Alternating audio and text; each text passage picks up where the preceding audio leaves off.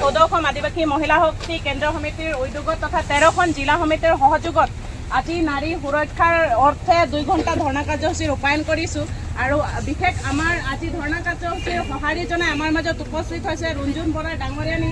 আৰু তেখেতক এই সময়ত আমি আমাৰ ফালৰ পৰা আমি যি দাবী জনাইছো সেই সময় আমাৰ স্মাৰক পত্ৰখন আমাৰ জনপ্ৰতিনিধিৰ পৰা সাধাৰণ মানুহৰ হাতত ধৰ্ষণৰ বলি হৈছে মহিলাই।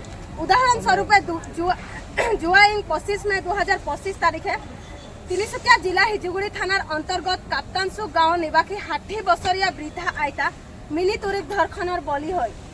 আৰু যোৱা 29 মে 2025 তাৰিখে তিনিচুকীয়া জিলাৰ বৰডুবি থানাৰ অন্তৰ্গত বিস্কুটীয়া গাঁৱৰ নিবাসী 7 বছৰীয়া ফুলকুমলীয়া শিশু গীতা তাতে ধৰ্ষণৰ বলি হৈ প্ৰাণ হেৰুৱাব লগা হ'ল।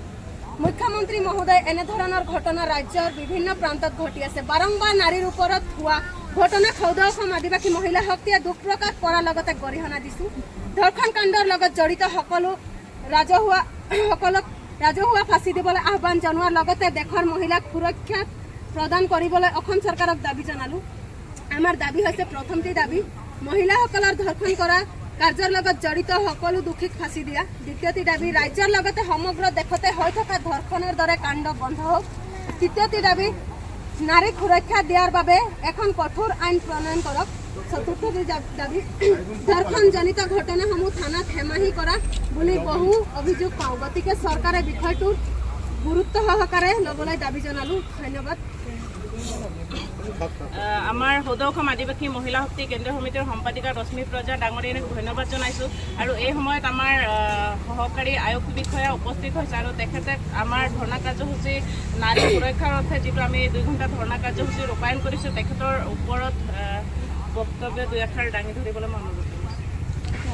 ইয়াতে উপস্থিত সকলো মহিলাসকলক জিলা আয়ুক্তৰ কাৰ্যালয়ৰ হৈ পেলাই মই সহকাৰী আয়ুক্ত সকলোকে এই কাৰ্যসূচী যে দাঙি ধৰিছে ইয়াৰ বাবে মই এটা বস্তুৱে ক'ব পাৰিম, আপোনালোকৰ যিখিনি স্মাৰকপত্ৰৰ দাবীসমূহ আছে সেইসমূহ যাতে ৰূপায়ণ হয় সেইকাৰণে আমি যথেষ্ট পদক্ষেপ লওঁ আৰু এই স্মাৰকপত্ৰ যাতে যিমানখিনি আমাৰ মুৰব্বী আছে সকলোলৈ যাতে প্ৰেৰণ হয় তাৰ উপযোগী পদক্ষেপ।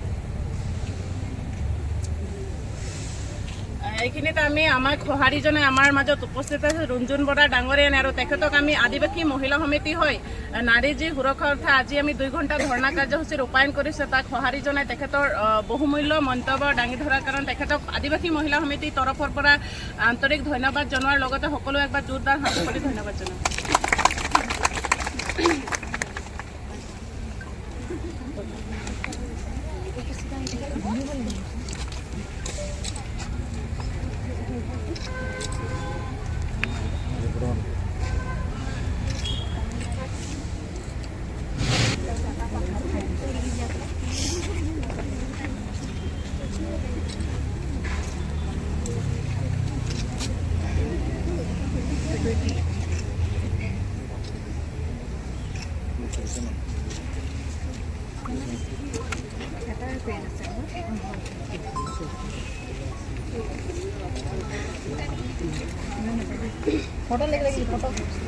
বাইদেউক আমি ধন্যবাদ জনাইছোঁ তেখেতৰ বহুমূল্য সময়লৈ আমাৰ নাৰী সুৰক্ষাৰ অৰ্থে উপস্থিত হোৱাৰ কাৰণে।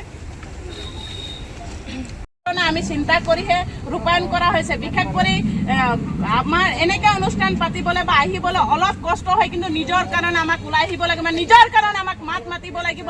আমাৰ নিজৰ কাম বেলেগে কৰি নিদিব, আমি নিজেই চৰকাৰৰ পৰা দাবী জনাই লৈ আনিব লাগিব।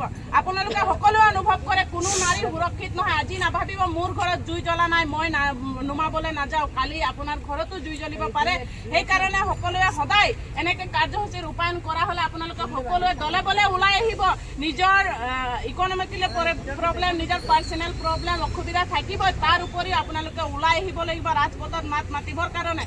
আজি নিজৰ কাৰণে আহিছোঁ, কালি নিজৰ আদিবাসী জনগোষ্ঠীৰ অধিকাৰৰ কাৰণে আমি মাত মাতিবলৈ ওলাই আহিব লাগিব।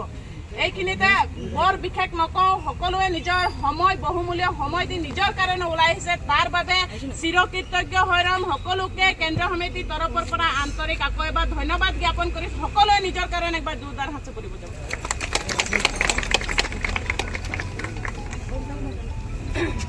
এইখিনিতে আমি সকলোৱে ঘৰ মুখ খুৱাম। সকলোকে ধন্যবাদ, চবকে ধন্যবাদ জানাতেহি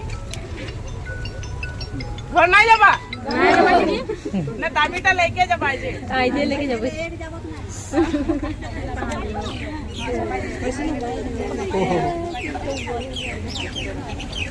ঠিক আছে সকলোকে ধন্যবাদ। ঘর যাই পারবো এখন।